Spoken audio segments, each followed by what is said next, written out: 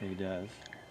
And when you see that close, Many people, ordinary people, have had experiences that don't talk about it, and they brush it off as this or that.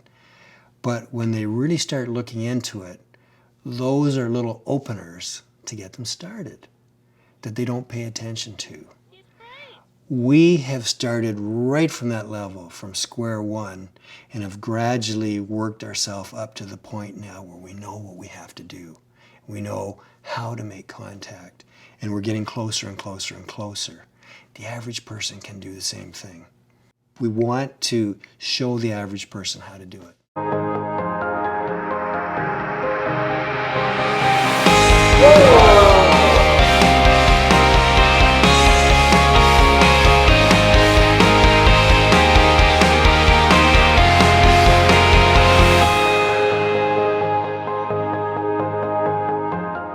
You know, bringing people into the world that we're in here with this documentary, we're meeting so many common people with uncommon experiences. Ordinary people having extraordinary experiences.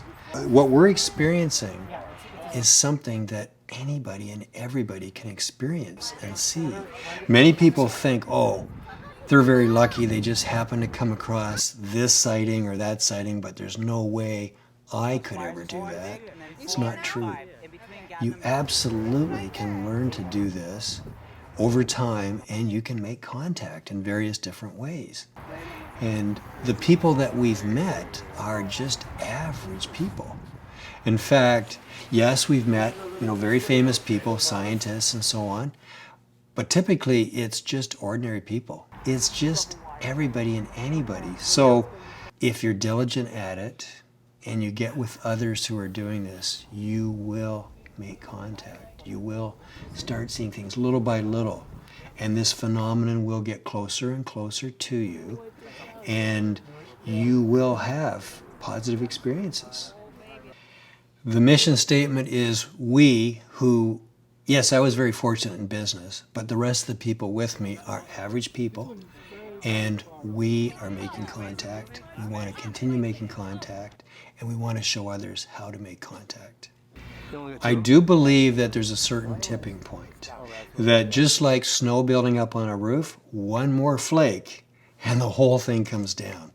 It's the same with this phenomenon.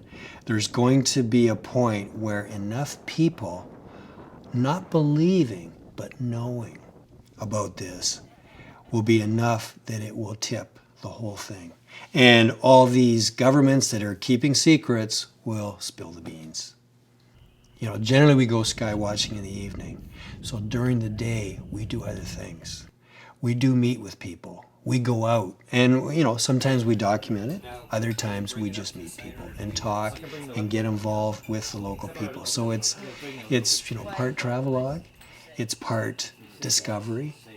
It's so interesting and it's so fascinating. You're meeting people of all walks of life, things that just doesn't happen where we normally live. Many people, ordinary people, have had experiences that don't talk about it, and they brush it off as this or that.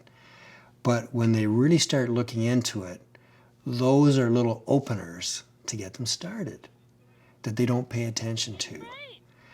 We have started right from that level, from square one, and have gradually worked ourselves up to the point now where we know what we have to do. We know how to make contact, and we're getting closer and closer and closer. The average person can do the same thing. We want to show the average person how to do it. We've run into people serendipitously, like very coincidentally, where people will be sitting down and the people on the next table will be talking about this. And then, one thing leads to another and we share stories, and before we know it, we're out sky watching with them. At the very beginning, we would have our expeditions planned from morning to night for the whole 7 days or for the whole 2 weeks. We found very soon that it doesn't work. You can plan about half of it or half of your day, but you got to leave the other half for spontaneity, for all this synchronicity to operate. There seems to be this other force, and if you let it operate, it's wonderful. And we run into that all the time, and it's so cool. So, we keep half the structure, and the other half we're open. And when we're open, that's when the real neat things happen.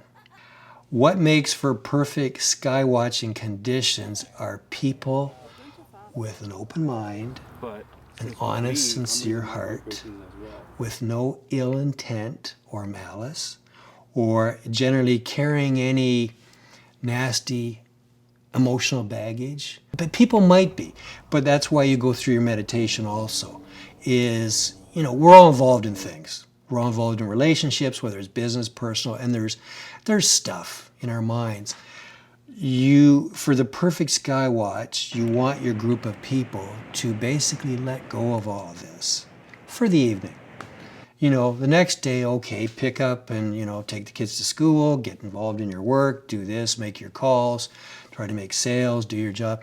But for sky watching, you've got to get out of your intellectual mind.